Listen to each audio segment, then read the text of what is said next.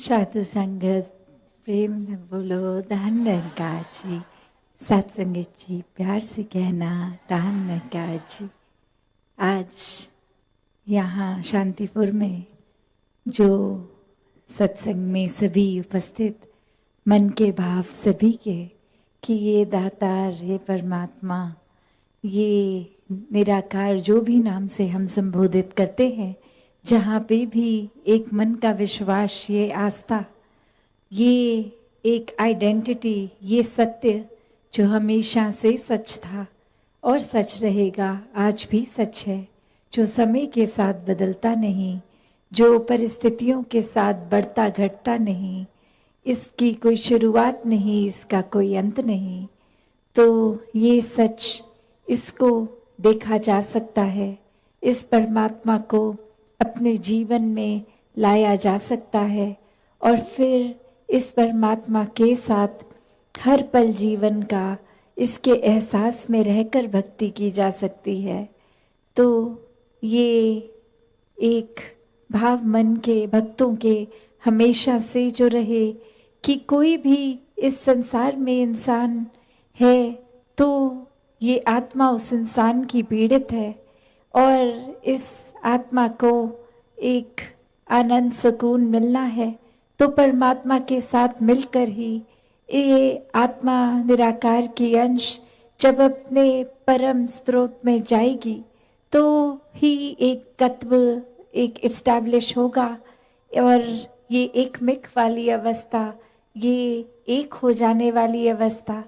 और कैसे फिर हर समय भक्तों ने यही अपने आप को महसूस किया कि परमात्मा और उनकी रूह एक हो गई है और वो ही आनंदमय भक्ति भरा जीवन जीते हैं। फिर ये शारीरिक रूप तक ही या फिर कोई शरीर की पीड़ा, कोई धन दौलत, इससे भक्तों ने कभी भी अपने आप को एक जोड़ा नहीं। महलों में रहने वाले भी भक्त भक्त हैं, झोपड़ी में रहने वाले भी भक्त भक्त हैं। कभी भी एक अवस्था सिर्फ भक्ति की धन दौलत से तुलना नहीं की जा सकती उसकी, क्योंकि एक मन की अवस्था है, ये तो परमात्मा पे विश्वास, परमात्मा के एहसास से जुड़ी हुई अवस्था है। इसकी आर्थिक स्थिति से कोई इसका लेना देना नहीं है। तो ये धन दौलत, ये घर परिवार, ये रिश्तेदार, ये तो जीवन में जो जुड़े हैं हमारे साथ, तो इस शरीर की जब तक ये सांसों की यात्रा है तब तक ही ये सब है। और ये जो असली नाता जिससे जुड़ा है इस आत्मा का, ये परमात्मा के साथ, ये एक इटर्नल रिश्ता है, ये हमेशा के लिए रहने वाला रिश्ता है। ऐसे ही अगर हम एक कोई धर्म ग्रंथ खोल के देखें तो बात यही समझाई जाती है कि 84 लाख योनियों के बाद मनुष्य जन्म मिला है और ये आत्मा हर बार शरीर बदल बदल के अपने ही शरीर में इतनी कंफ्यूज होकर उसी को सच मान लेती है। और इंसानी जन्म में भी फिर ये मायावी रूप जो भी आंख देखती है उसको सच मानकर एक अपने जीवन को फिर इन कार्यों की ओर ही इतना ज़्यादा व्यस्त कर लेते हैं कि परमात्मा के लिए फिर मन को समय नहीं मिलता।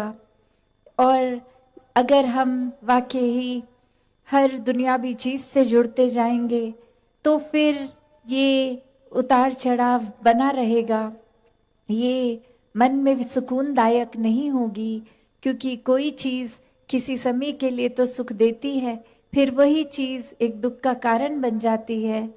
तो कैसे हर समय का अगर सुख चाहिए तो फिर ये परिस्थिति से जुड़े ना जुड़े, पर ये परमात्मा की ओर जिन्होंने अपना मुख रखा, विश्वास रखा, वो हर परिस्थिति से बहुत ही सहजता से सुकून में निकल जाते हैं। जैसे ये जगह का नाम भी शांतिपुर है, तो शांति कैसी शांति? ऐसी शांति जो पल भर में है, पल में नहीं है, या हमेशा के लिए चैन सुकून वाली शांति। तो संतों ने एक बहुत ही सरल रास्ता बताया है, हमेशा के लिए शांति प्राप्त करने का, और वो यही है कि परमात्मा से जुड़ो, परमात्मा के एहसास में अपनी सोच को रखो। ये दिल में परमात्मा को इस तरह बसा लो कि हर समय ही कोई काम करते हुए ये परमात्मा की याद मन में बसी रहे, इसी के एहसास में हर काम करते रहें। तो कैसे फिर हमेशा रहने वाली शांति से जब जुड़ेंगे, स्थिर के साथ जुड़ेंगे, तो मन भी स्थिर हो जाएगा, मन भी विशाल हो जाएगा। और ये शांति फिर वही अवस्था, जैसे अक्सर आप सभी ने गौतम बुद्ध जी की वो कहानी बहुत बार सुनी कि कोई व्यक्ति आता था और उनके ऊपर थूक के चले जाता था, और उनके मन की शांति, ये उनके मन में टॉलरेंस इतनी कि वो अपनी अंदर से अवस्था को बिगड़ने नहीं देते थे। वो चाहे कितनी बार आके ऐसा कर जाता, और उसी तरह इस परमात्मा के एहसास में मगन रहते थे। फिर वो एक शरीर का भी कोई कष्ट नहीं, उनके एक परेशानी भी उसमें नहीं झलकती थी, ना वो कोई कठोर वचन उस व्यक्ति को बोलते थे। और कैसे फिर एक दिन अपनी गलती का एहसास करके वो व्यक्ति जब उनसे माफ़ी मांगने आता है, तो भी उनके स्वभाव में कोई फर्क नहीं। जैसे जब वो थूकता था उन पे, तो उसके साथ पेश आते थे, माफ़ी मांगने पर भी उसी तरह आए। तो संत तो ऐसे एक किसी भी अवस्था से जुड़ते नहीं हैं, एक दुख सुख से ऊपर आनंद की अवस्था में रहते हैं। फिर कोई अच्छी बात बोल रहा है, उन्हें बुरा बोल रहा है, कोई अच्छा एक व्यवहार रख रहा है उनके प्रति या नहीं रख रहा, वो उन चीज़ों से नहीं जुड़ते। ये एक आनंद की शांति की अवस्था ये अचीव कर लेते हैं संत। और यही अवस्था हम सबके भी हिस्से आई है, क्योंकि ये जन्म इंसानी रूप में हम सभी को मिला है, और ऐसा करने के लिए ये अपॉर्चुनिटी है, ये हमें समय इस परमात्मा ने दिया है कि इंसान के शरीर में आए हैं तो वाकई ही इंसान बने। और जब पूरी तरह से इंसान बनने का मतलब यही कि परमात्मा की अंश हैं हम, परमात्मा का ही रूप है, तो पूरी तरह एक परमात्मा बन के जिएं। तो कैसे हर किसी में वो पोटेंशियल है, every soul is potentially divine, कि वो एक अपना दैवीय रूप हर किसी का जो है उसको इंसानी जन्म में जिया जा सकता है, और पूर्णता से खुद को इस परमात्मा के साथ जोड़ा जा सकता है।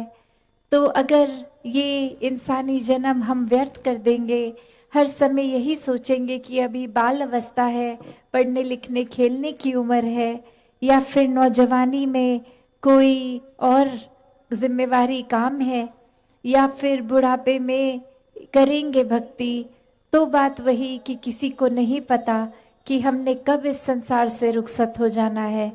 तो बात वही कि एक समय की इंतज़ार ना करें, भक्ति अभी से आज से शुरू करी जा सकती है। इस परमात्मा से जितना गहरा नाता बनाएंगे, हमारे सारे सांसारिक कार्य, सब जिम्मेवारियां, वो भी बहुत ही सहजता से स्वाभाविक रूप से निभ जाएंगी, एक उसको अच्छे से निभा लेंगे। और प्राथमिकता फिर भी परमात्मा अगर है तो, वरना तो ये जिम्मेवारियां निभाते निभाते वो जिम्मेवारियों को हम बोझ भी समझ लेते हैं। ये भूल जाते हैं कि ये जिम्मेवारियां, ये परिवार, ये भी तो परमात्मा का ही आशीर्वाद है। जब हम उस इक्वेशन से परमात्मा को निकाल लेंगे तो सब बोझ लगता है। कभी कभी तो मानसिक तनाव भी ऐसा आ जाता है कि हम खुद को ही बोझ अपने ऊपर समझ लेते हैं। तो वही बात संतों ने हमेशा समझाई, आज भी समझाते हैं कि जितना इस निराकार से, इस परमात्मा से जुड़ेंगे, इसको हर समय पहले ब्रह्म ज्ञान द्वारा इसको देखकर फिर इसमें विश्वास होगा, और फिर इस परमात्मा से प्यार होगा, और फिर ये प्रेमा भक्ति का जीवन इस तरह एकत्व का जीवन बन जाएगा आत्मा परमात्मा का, कि सिर्फ फिर ये रूह और निराकार का रिश्ता नहीं, ये तो निराकार हर किसी में है, कण कण में है पूरे ब्रह्मांड के। तो हर एक इंसान से बिना भेदभाव एक प्यार होता चला जाएगा, क्योंकि एक इंसान जब खुद ही प्रेम बन गया है तो प्रेम ही बांटता है। तो कैसे हर किसी ने जहाँ अपने जीवन में प्रेम को अपनाना है, पहले खुद बनकर प्रेम ही बांटना है। फिर ये किसी के प्रति इंसान नफरत कर ही नहीं सकता, क्योंकि सभी में परमात्मा है और ये नज़र आएगा। तो कैसे ये परमात्मा को हर समय देखते हुए इंसानी जन्म में ही ये भक्ति की जाए। एक मुक्ति की बात जो है, ये जीते जी फिर संत तो जीवन मुक्त हो जाते हैं। एक जीवन के उतार चढ़ाव, ये जंजाल, ये भरम बुलेखे, ये जीते जी ही आत्मा को एक बंधन कटे हुए जब ब्रह्म ज्ञान मिल जाता है और जब आंखें बंद हो जाती हैं, मृत्यु आ जाती है, तो भी इस आत्मा को पता है कि ये शरीर के बाद अब जाना कहाँ है। इस परमात्मा में जो जीते जी एकमिक है, वही मृत्यु के बाद भी अपना असली घर ये परमात्मा को पहचानता है, इस परमात्मा में एक हो जाता है। और इसी तरह हर किसी के हिस्से ये मुक्ति का हकदार हर कोई बन सकता है इस इंसानी जन्म में। तो संतों ने हमेशा जगाया है कि सो रहे हैं, दुनिया में कहीं खो गए हैं, तो अब जाग जाएं, इस परमात्मा से रूबरू हो जाएं, इस निराकार को जान लें, इसमें एक तरह से घुल जाएं, तो ही जीवन में फिर जहाँ वास्तविकता में परम इंसान भी बनेंगे, पूर्णता से मानवीय गुणों को अपनाएंगे, वहीं एक मुक्ति के हकदार भी होंगे। तो संतों ने सेवा, सुमिरन, सत्संग के पहलू को समझाते हुए कहा है कि संतों का संग करेंगे तो संतमति अपनाएंगे, फिर एक दिमाग दिल गलत रास्ते नहीं जाता। फिर वही संत जो खुद परमात्मा से जुड़े हैं, वो तो फिर एक सच का रास्ता ही दिखाएंगे, जीने का सही तरीका ही समझाएंगे।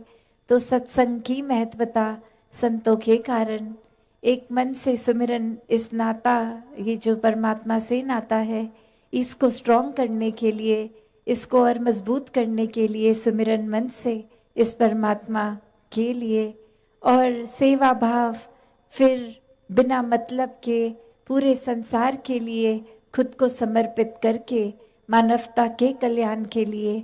तो सेवा, सुमिरन, सत्संग द्वारा इस परमात्मा को याद रखा जा सकता है। ऐसा जीवन हर कोई जीता चला जाए। सत्संगत जी, धन्यवाद जी।